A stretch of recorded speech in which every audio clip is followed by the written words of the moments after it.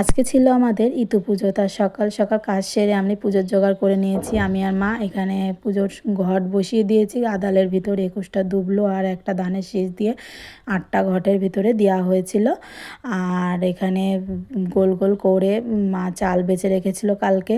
এই ৪ জায়গায় ২১টা করে ওই গোল গোলের ভিতরে ২১টা চাল দিয়ে মা ভালোভাবে গোল করে দিল। আর এখানে আমি আর মা মিলে ২০টা মুঠো লম্বা লম্বা মুঠো আর একটা গোল মুঠো, টোটাল ২১টা, মানে ৪টে ২১টা করে বানিয়ে নেওয়া হয়েছিল।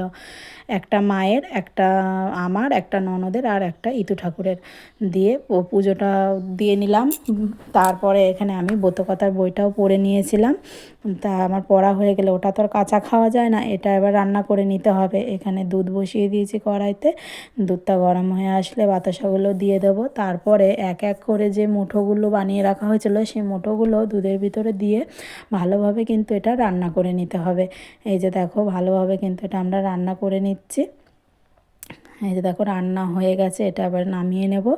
নামিয়ে মার আর আমার পাতায়, মানে পাতায় খেতে হয়, আমার আর মারটা পাতায় বেড়ে নিয়েছি। আর এই গোল মানে মুঠোটা খেতেই হবে, মার দুটো আর আমার দুটো আমরা খেয়ে নিচ্ছি। তা ভিডিওটা কেমন লাগলো প্লিজ কমেন্টে বলো। তোমার